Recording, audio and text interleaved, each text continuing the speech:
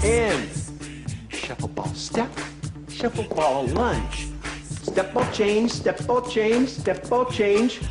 Word. Word.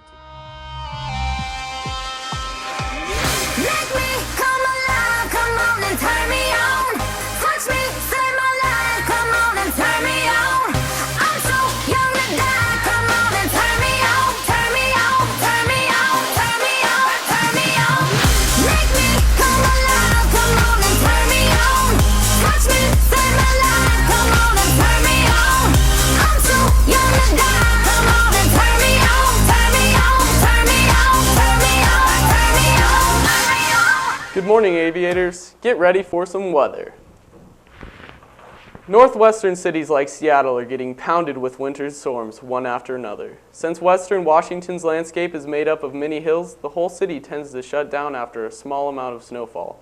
This time, the city was covered with many inches of snow, causing roads to be closed and means of transportation to be scarce.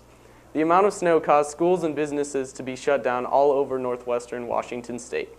Another major storm struck Idaho's capital and its surrounding suburbs this past week. Most of you arrived at school while the snow was beginning to fall.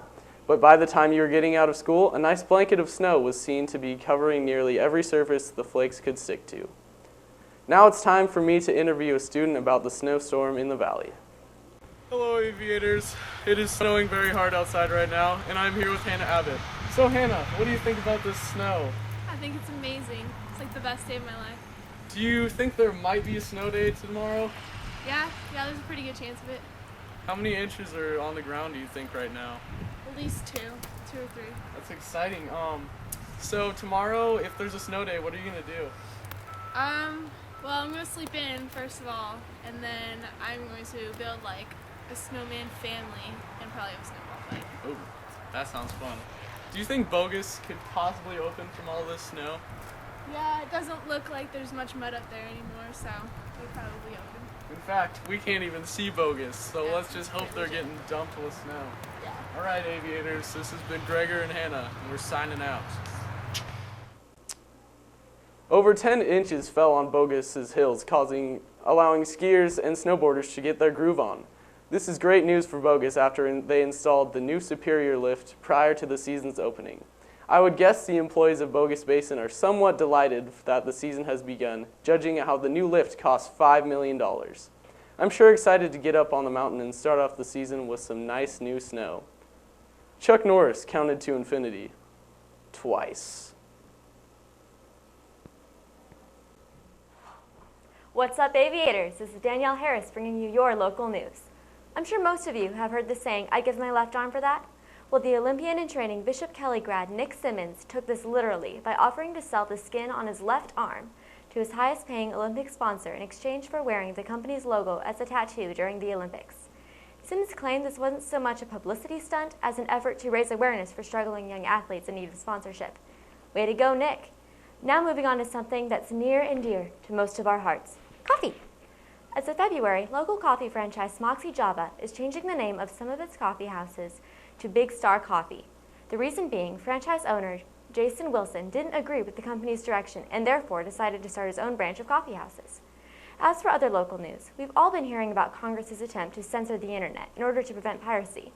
According to recent news articles, Senator Risch and other Idaho delegates are reconsidering the bill after realizing that although it may help prevent piracy, it may have negative implications on unsuspecting bloggers. But now, aviators, I'm coming to you to find out what you have to say on internet censorship. So Chelsea, what is your opinion of Congress's potential decision to censor the internet? I believe that if they were to censor the internet from everything pirated, like lyrics for songs, even posted on Facebook, I think that'd be stupid, because teenagers are teenagers. You can't help it. So, I don't know. I think it'd be stupid. Good point, Chelsea. Congress says that the reason for censoring the internet is to prevent piracy, however. What do you think about that? I believe that even if they did prevent it on the internet, there's not much they can do about the pirates themselves, like actually going into theaters and filming it themselves, because it's happened before. So they can't help it. It's not like they can prevent any piracy. Again, another good point, Chelsea. So Aviators, this is Danielle Harris, your commentator, signing out. I was told I should tell a joke in my piece, so my joke is this. Billy Cundiff's kick for the Baltimore Ravens. Now I can understand missing a 32-yard field goal for BSU because missing important field goals is just their thing. But when you're a pro, you should put those in. Well, anyway, the Patriots and the Giants will meet again in Super Bowl 46, which will premiere Sunday, February 5th on Fox. Kickoff is at 4:30. And I still haven't gotten any Super Bowl party invites, but I know sometimes the mail delays things. But I'm still expecting 20 or 30 of those. Because what's a Super Bowl without your local sports announcer? In other news, do you enjoy pulp in your orange juice, or pulp in general? Well, if you answered yes to one or both of those questions, then you should head to CenturyLink Arena in downtown Boise for live mixed martial arts action, where you'll see men being turned into pulp if that's just your thing.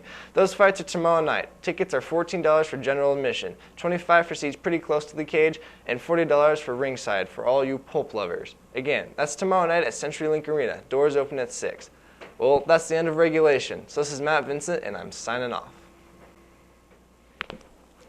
Good morning, Aviators. I'm Anna Cordova here with your world news. Starting off is an update on Klaus's story. 2 more people have been recovered from the Italian cruise liner Costa Conradia that wrecked off the coast of Tuscany.